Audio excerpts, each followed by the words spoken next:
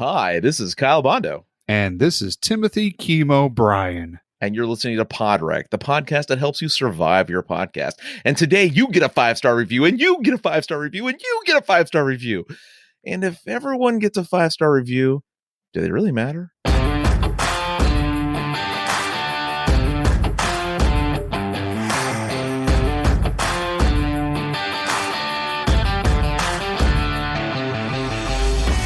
Hey folks, welcome on to the show here, and we want you to make sure that you rate the show. Wait a minute, that's what we're talking about here today, rate the show. And folks, if you listen back to all of our episodes, that is one word we really don't say here on Podwrecked about rating the shows. We just read a really interesting article, came out just right around Thanksgiving here in the United States. It's by our good pal, Dan Misener. Dan, you owe us $100 for mentioning this, but it's from an article that he wrote on Apple Podcast Reviews and by the numbers, and he was looking at that kind of stuff, and Kyle knows, and you guys know, that I am a stickler for stats. I love stats. I can't get enough of stats. When you're listening to your shows, other than Podwrecked, I know it's a hard thing to fathom there are other shows out there. Well, there's your show out there that, you are, producing. That's why you're listening to our show. But there's other shows out there, folks. And I hear the big names do it, and I hear the small indies do this. Rate and review my show. It's so bad. I wrote a parody poem. I'm not going to recite it here for you guys tonight because Kyle doesn't want me to read my poetry on the air, and that's okay. You can write into Kyle at podwrecked@gmail.com because he doesn't want me to read my poetry on the show. No, Kyle. No, I understand. I'm not going to. I'm a mean one, Mr. Grinch. But I've got, a couple of lines in there that, thou shalt rate, review, and subscribe to my show. Well, here's the thing, folks. Rate and review, definitely subscribe to the show, but rate and review, there are a lot of gurus out there that are saying, you got to get everyone to rate and review your show, and that way people will notice your show. That's not the case, because when Dan was looking at a sample, he's got about, 4 million written reviews. And it's going over, over 200,000 different podcasts. And what he's seeing is that there's a lot of 5-star ratings out there. If the show even gets rated, there's a lot of 5-star ratings out there. And what exactly is a 5-star rating? What does that really mean? What does a 5-star rating really mean? Is it like the best thing since sliced bread? Is it going to be something that is that going to be a podcast that changes your life? We like to think that Podwrecked will enhance your life, will improve your life, will improve your podcast. Is it going to change your life? Is it the best thing since sliced bread? Kyle doesn't want me to say this, but it's pretty close to sliced bread, but not quite. Not quite. And Kyle is here with us here tonight, so he'll jump in. He will jump in anytime. Because I never talk. Because Kyle never talks. Never talks. But most of the reviews are 5-star ratings. And if everyone's getting a 5-star rating, I'm just looking at his graph that he has here and with the ratings and all that kind of stuff. And, the 5-star is just like the whole bar of the graph, just going from one end to the other. And then the 4, the 3, the 2, and the 1-star reviews. Folks, podcasting, we've talked about podcasting and Amazon in the past. But think about it like this. Okay, you're going on to Amazon and you're buying something. You're not buying any Podwrecked gear because we don't sell on Amazon. But if we did, most times you get a little email saying, hey, go ahead and rate your experience on that. And they have the little reviews on Amazon. And I like reading those reviews.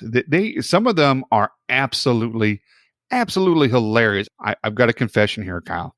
I've created a show that discusses Amazon 5-star and 1-star reviews because you can't really tell a whole lot from it, because you could get somebody reviewing a product that has no idea what the heck they're talking about. They just sound really intelligent, and they're writing a bunch of fake news about the product that they're reviewing. Or you get somebody that is disgruntled. They're never never going to like anything on the face of the planet. You hand them a cup of water and they haven't drank water in 3 weeks, and they're going to say, it tastes metallic. Forget the metallic taste. You got water now. You're going to live. Maybe I should just hold back the water and not let you live. But that's the thing with reviews. These 5-star reviews, these 1-star reviews, is that the funny ones that I found and the funny ones that Dan found, the positive ones tend to go shorter. They're like, hey, good job. Great episode, blah, blah, blah. That doesn't tell me anything that I want. The bad ones, the 1-star reviews, people put effort into those. People put effort into a 1-star review. I've given 1-star reviews on Amazon, and when I do that, I hate the product so much, I will do like 5 paragraphs.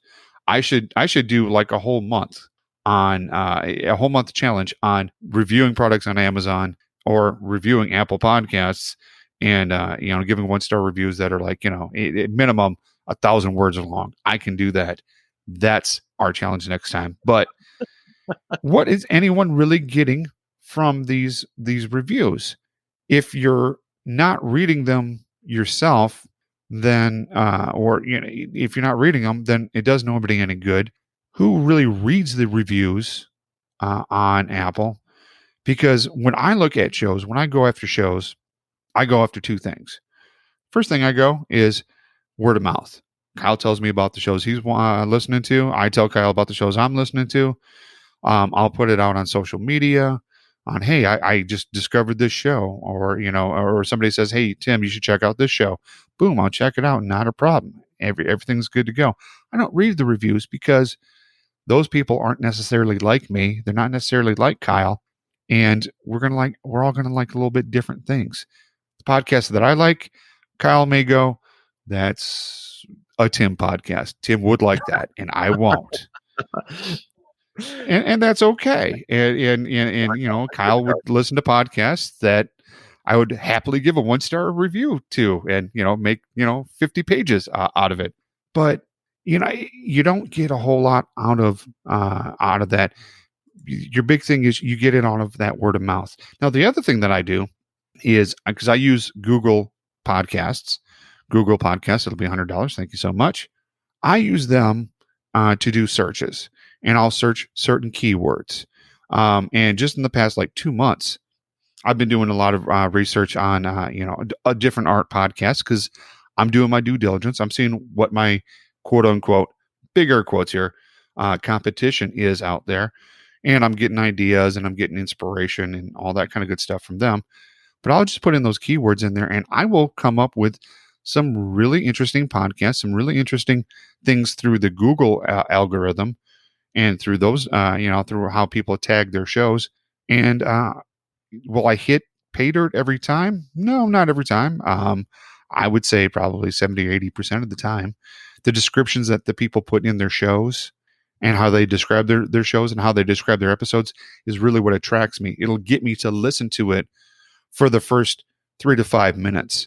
And then what they do in that 3 to 5 minutes, am I going to stay? Am I going to hit that subscribe button or not? That's what I look for. But for you and your show, what you're trying to do with it, the rate and review thing, you're not going to catch me with it. Kyle, are they going to catch you with the rate and review on Apple Podcasts? No. So here's the thing, man. I don't think I've ever looked at one. I've never ever looked for a podcast based on its reviews, ever. In 5 years of podcasting, I have never, ever gone to Apple Podcasts to go, I wonder if they're highly rated. Never. Now, let me ask you this, Kyle. What kind of phone do you have? I have a Samsung Android. I don't have Apple iTunes. I have Apple iTunes on my desktop, but I have a Samsung. So I have Pocket Cast or Google Podcast or Spotify going on here. Am I looking at Apple reviews on my phone? No. Why? My phone doesn't have Apple iTunes. Guess what? Neither do hundreds of thousands or hundreds of millions of other people. If you tell me giving a 5-star review to your podcast, who's that for?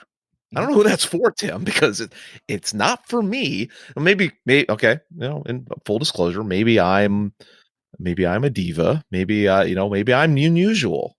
Maybe I'm an unusual podcast listener. Do you think that's true, Tim?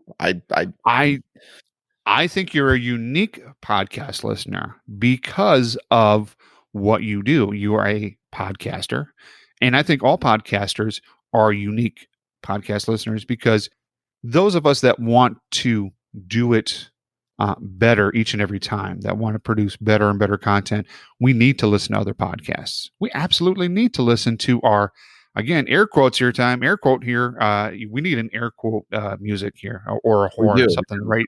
For the lack of Right music, Tim is holding fingers above his head. He's about to initiate the air quotes, and he has initiated. There we go. Okay. The official air quotes symbol has been reached. Tim, please proceed with your air quotes. You know, when we're doing all these ratings and all that kind of stuff, we're trying to make our podcast better. We need to listen to the competition out there. We need to listen to the other shows. Who's our competition? Well, gee, let me think here. Hall of Fame, Dave Jackson, Matt Passy with, the podcast, his podcast consultant stuff. But we're in a friendly competition. We're trying to help other people out. Ray Ortega, and Daniel J. Lewis, the whole roundtable, the whole podcasters roundtable.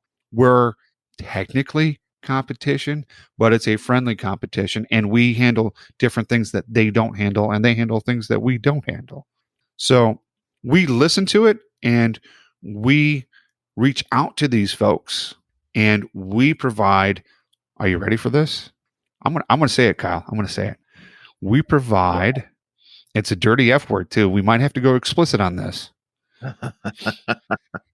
Here it comes. All right. If there's any little kids in the room, please escort the little kids out of the room as Tim is about to drop the F-bomb. Here it comes. And in 3, 2, 1. Feedback. We provide feedback. Ooh, there it is again. FCC 2 in a row. FCC is going to come after me on that one. But we provide that to our competition because we want them to be better. We've popped into Dave Jackson a couple of times. We even did a show on this where, there was an error that happened on his show, and we brought it to his attention, like the good people that we are. We email these folks. We see them on Facebook. We chat with them from time to time, all these other podcasters, because we want their show to be on par, to be, at the top of their game. And they email us, they contact us, and they tell us, hey, Tim, Kyle, this didn't work out too well. Or, hey, Tim, Kyle, this really did work out well, and this is why it worked out well. And it's by that feedback, oh, there it is again, that you get from your listeners, that they're going to tell you almost in person. It's obviously through email, and well, maybe it is in person too.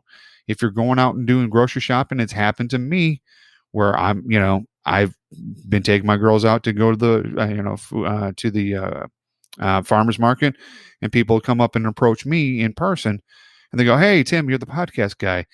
Good show on this, that, and the other thing." I've actually had a former guest on my other show warn me and let me know that part of my audio was missing on one of my episodes or on 2 of my episodes. That's the kind of feedback I need because I didn't know that happened. I need to know when I screw up, and I need to know when I'm doing good and when you want more of something and when you want less of something. Feedback goes a lot farther than a rating, because a rating, it's not like Michelin star, okay, for restaurants. And if you're a person that has never been to a Michelin star restaurant, well, let me just say this: go ahead and mortgage your house and then go to one of those restaurants. Go to a 2-star or a 3-star. They won't let me in because I refuse to wear a tie. But when you go to a 1 or 2 or 3-star Michelin star restaurant, you know what to expect. You're at the tip top. There is no question. These people are vetted through an organization that is outside of the restaurant. In podcasting, we don't have that. We don't have anyone vetting these 5-star ratings so that way people will see us and like us, because it's that whole herd mentality of, 1,000 other people give them a 5-star rating. It must be good. Not necessarily, because there are shows that get 5-star ratings, and I'll confession time, because I have my couch right next to me here. Kyle was on my couch last episode, and I'm on my couch this episode. I've not heard one episode of Joe Rogan. Not heard one episode. Not interested. I don't care how many 5-star ratings he's got. I'm just not interested in his style of radio or in his style of podcasting because I consider it kind of, talk radio like Howard Stern or, some, a afternoon drive home kind of stuff or early morning zoo kind of stuff. And I'm, again, I'm ignorant of his show and I'm not trying to be edgy by saying, oh, I don't listen to Joe Rogan. I'm just saying I'm not interested. Yay, Joe Rogan. I don't care. He's got a 5-star review. I don't care. Not going to listen to him. Don't have time because I have other shows that I like to listen to better, like Podwrecked. And Kyle has shows that he likes to listen to. Kyle, what kind of show do you like to listen to? Well, I have listened to Joe Rogan, and I listened to Joe Rogan not because he had 5 stars, and I don't listen to Joe Rogan all the time because there are several guests on Joe Rogan that I don't find interesting. Mm-hmm. I'm not into MMA. I mean, I don't mind watching it, but talking about the latest MMA guy, I have no interest in some of that stuff. But he has had guests on his show that I was like, oh, I definitely need to hear that. So there's some time that I've done that. Not because he had 5 stars. I did it because he had an interesting guest. He had somebody on that I wanted to hear talk about.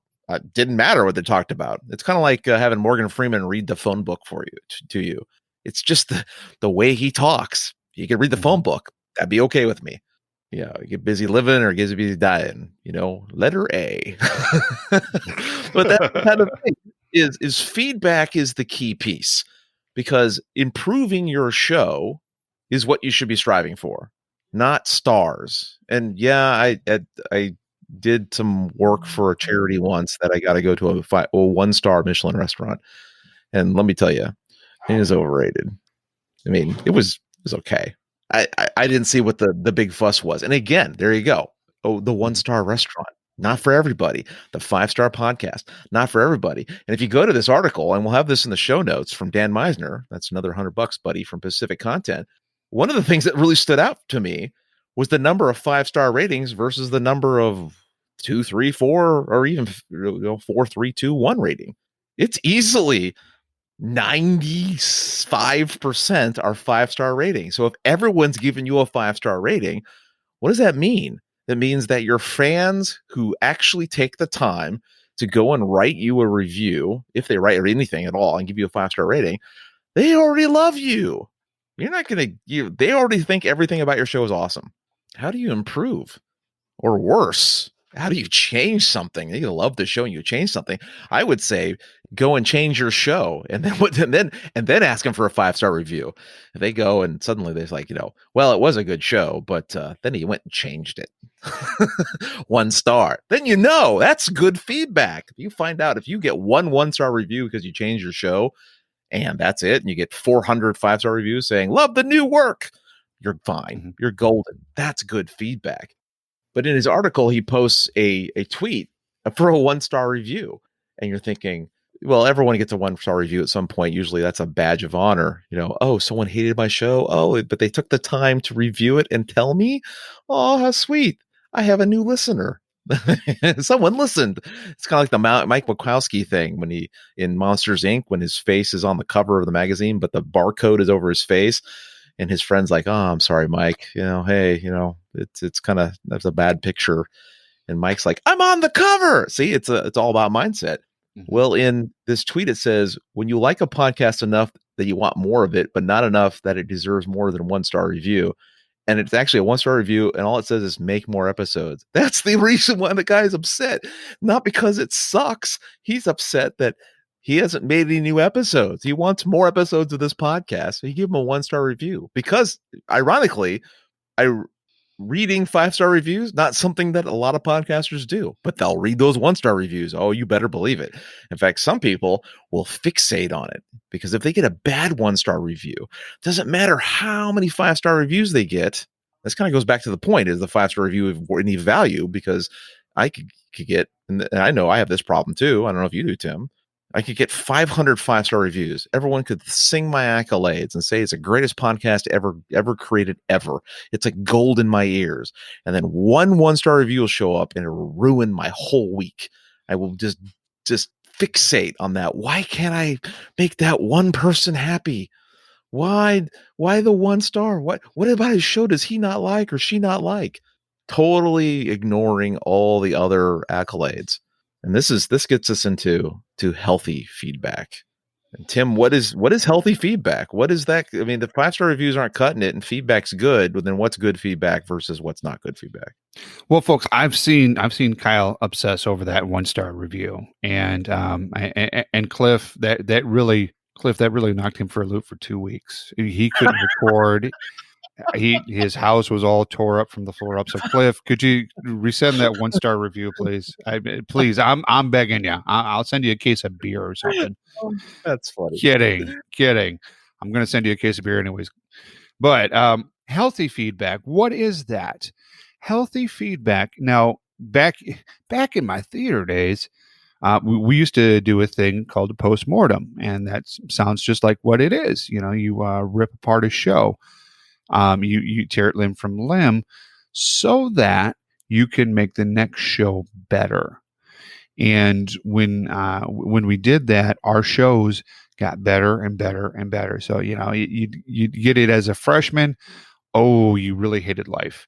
But you'd get it as a senior, and that postmortem would be less and less and less because you know what people enjoy. You know what mistakes to avoid.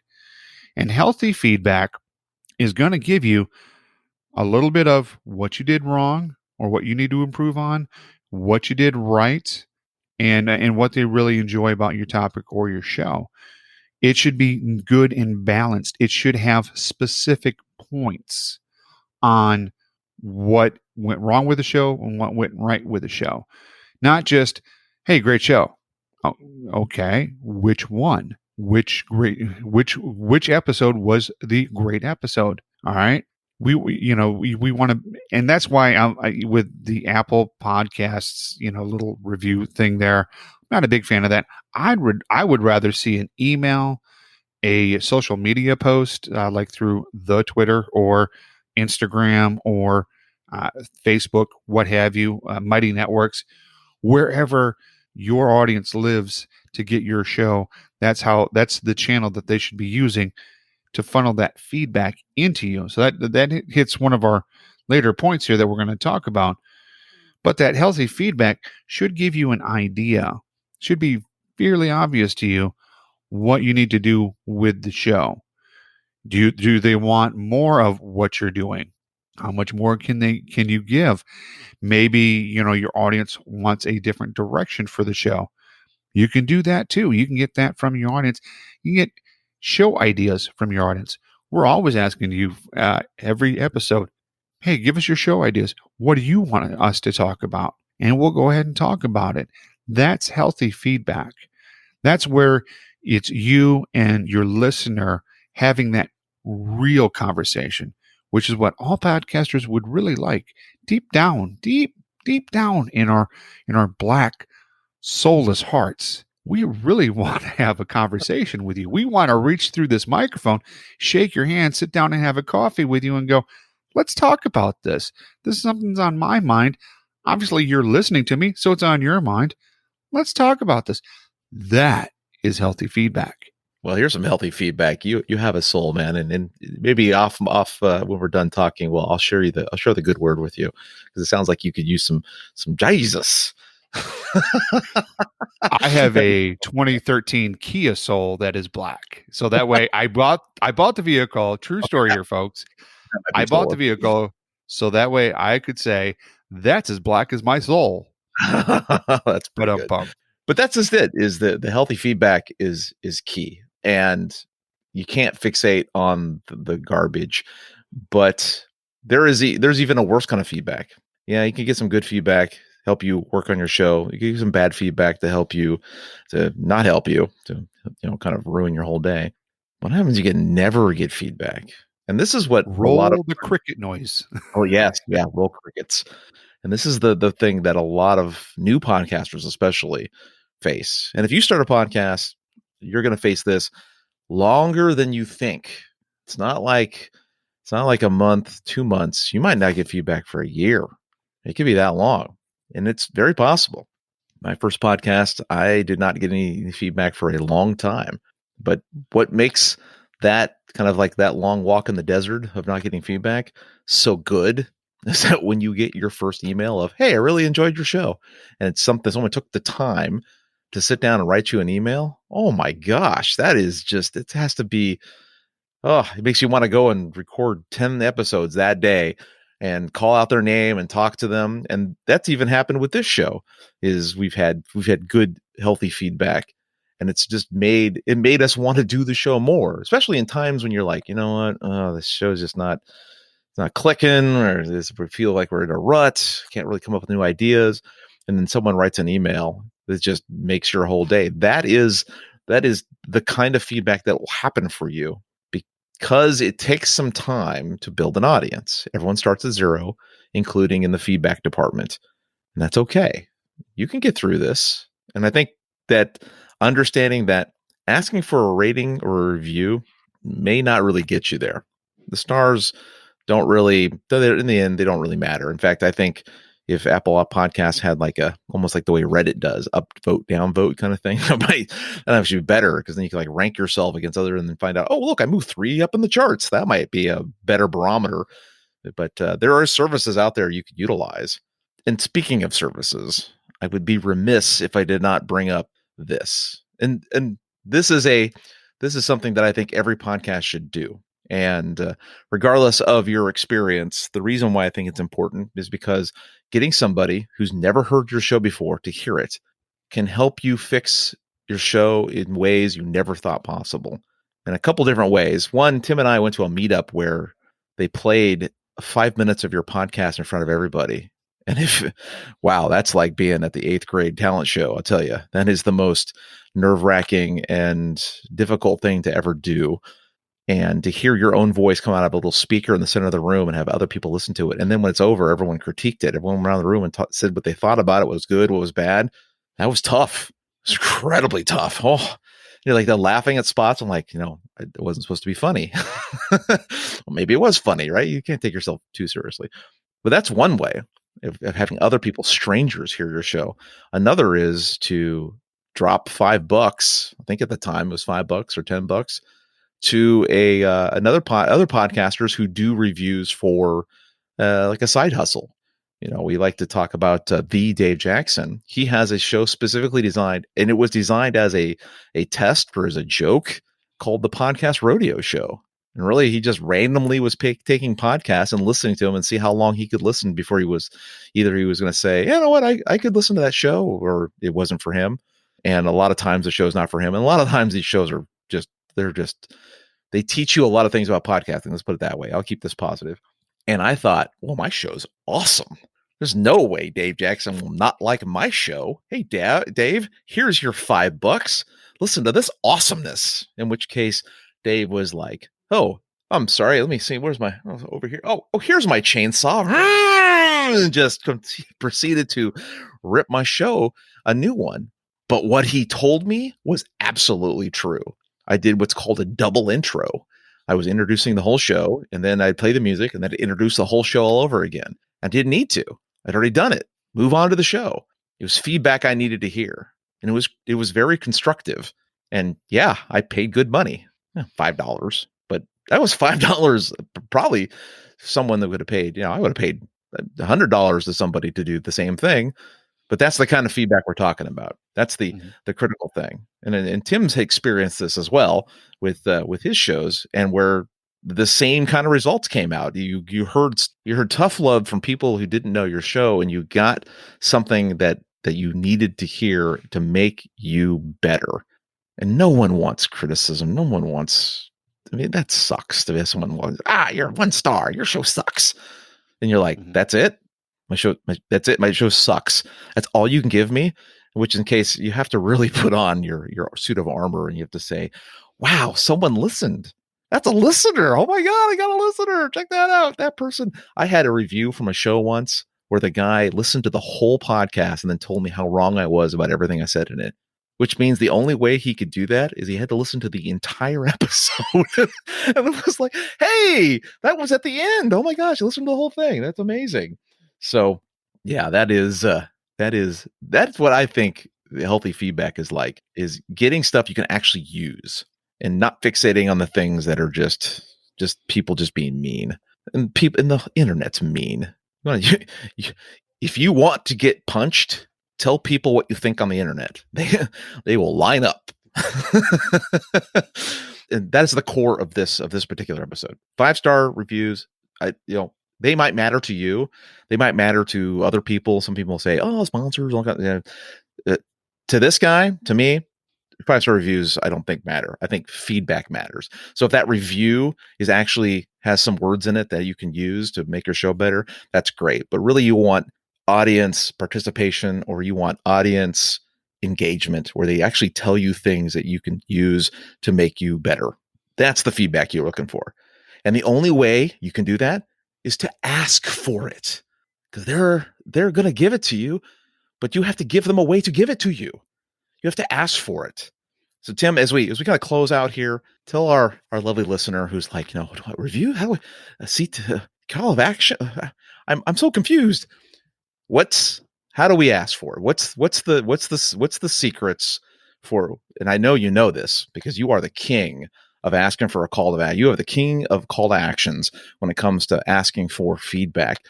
What gets people to give you feedback? Well, first things first, Kyle, you have to have the content to get that feedback. You have to put something out there to get that feedback. So if you're thinking about doing your show, well, you can think about it all you want. Can't give you feedback on it. So A, you have to have a show. Okay. I know it sounds simple. It's very simplistic. Have the show.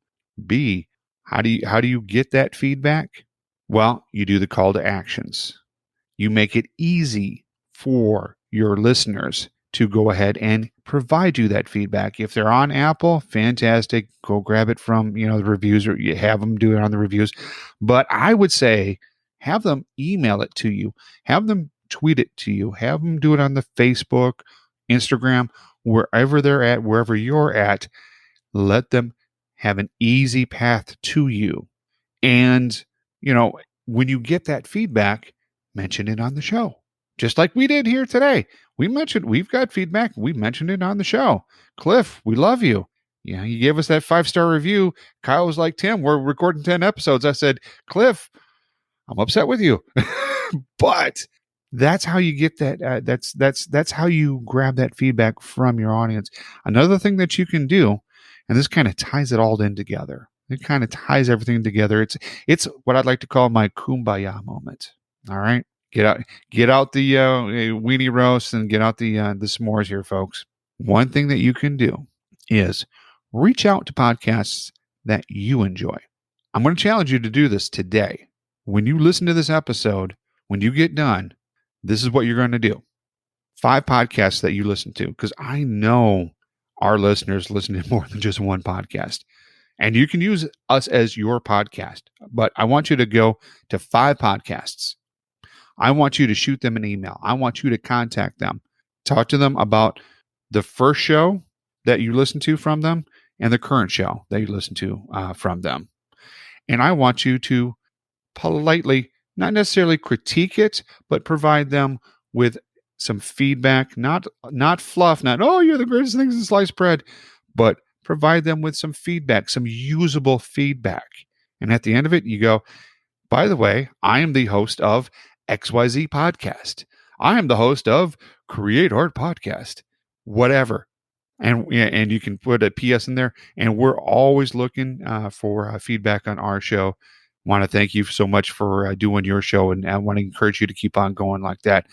Oh my God, you do that to 5 shows, to 5 other podcasters. I'm not gonna make any guarantees right here. I want you to write in and tell us what happened with that, because I have a strong suspicion that you're going to get some people emailing you back, possibly even listening to your show. And when you do that email, make sure you have it in your signature line, how they can get to it very easily. This brings a lot of lessons here. Make sure you got a good website. Make sure that people can get to your show easily and can subscribe easily. But do that and see if you don't gain 5 more listeners. I think you would. And 5 engaged listeners if they really like your content. But that's Tim's little kumbaya moment for us here, folks. Go ahead and do that. I'm going to challenge you to do that. Kyle, give us your kumbaya moment. My kumbaya moment? No, I think that's fantastic advice, because that's tough to do. That's tough to do. I've done it to a couple different podcasters. The response back was unexpected. Not only are they thrilled about what happened, but man, you suddenly make a friend. You have a fan. You see them at the conferences, and they're like, hey, how you doing? They're very engaged. It's an interesting project to do. So I'm encouraging you to take Tim's advice and go do that. I think that's a really good thing. And I think that is the highlight of this is a community, and that in this community we give to each other. And as podcasters, I think we're probably, I think we're better than the video people. I think after being to enough conferences, I think podcasters are a different kind of people, is that we can really connect through this one technology. Doesn't matter what walk of life we are, sex, creed, color, religion, whatever. None of that really matters, because we can connect through podcasting. We have something in common. And we have something in common. Sure enough, after talking to somebody for 5 minutes about podcasting, you find out you might have more than one thing in common. You might have like 10 things in common. Next thing you know, you're making friends. This is what podcasting has done for me. Once upon a time, I was like, you know what? I'm pretty much done with friends. It was a rough time. But podcasting stopped that, brought me out of that shell again. That's good. You want to be out of the shell. You don't want to be stuck, isolated. And podcasting can help you not be isolated, especially in the era of isolation right now. This is a great place to break yourself out, and feedback matters. So if you're not getting it, give it to someone else. Give it to a lot of people. Give all the feedback you can possibly get to every single podcast you can think of. You're going to get some back. You're going to get some back in spades too. You'd be surprised how giving podcasters can be. Because I know Tim and I, man, we give it out every chance we get. People are they're just floored. They can't believe that we would actually go out of our way to do things like this. So we know it works. And like I said, with Podwrecked, this is the things that we have done that we know work. That's why we do this show. We give you the things we know works so that you can go do them, and you don't have to learn some of the hard lessons that we learned. And hopefully you survive your podcast in the process. And hey, thank you for listening to Podwrecked, where we help you survive your podcast. Folks, today we had a very riveting conversation on reviews. I know, reviews. We all want them. We all need them. But really, we don't really need the reviews. We need the feedback. And that's what we talked about today. And we'd like you to provide us feedback by shooting us an email over at podwrecked@gmail.com. You can also pop on over to the website there. We've got a lot of great stuff on the website. You got the predictions, and you've got all the episodes there for us. Most importantly, you got the Patreon page. So go ahead and smash that Patreon button and become part of the Salvage Team, or if you're part of my team, the Salvage Dawg Team, DAWG, folks, just saying, and provide your feedback. Because, folks, when you email us, both Kyle and I get the emails, and we read them, we talk about them, and as you've heard in past episodes, we actually bring those subjects up in this podcast. So search for the feedback. Forget about the reviews. We'll see you next time.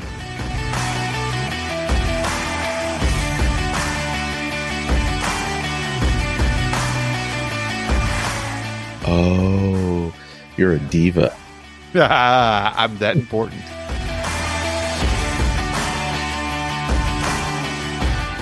Yeah, that's the Who. Never mind, I've heard of them. They owe me $10.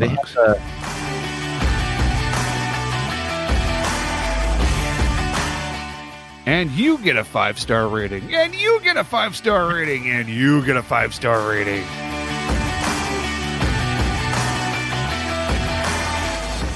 And you're listening to Podwrecked, where I have taken over their show because I gave them a 5-star rating. And they said, here, take over our show for a 5-star rating. Podwrecked, a haiku. Sunbaked aurora. A terrible Podwreck swims beyond the co-host. A poem read on Podwrecked. Suck it, Tim. Suck it, Tim. All right, Friday night at Katora at 8 o'clock. I'll meet you there. This podcast is part of the GagglePod Network. Find more podcasts like this at gagglepod.com.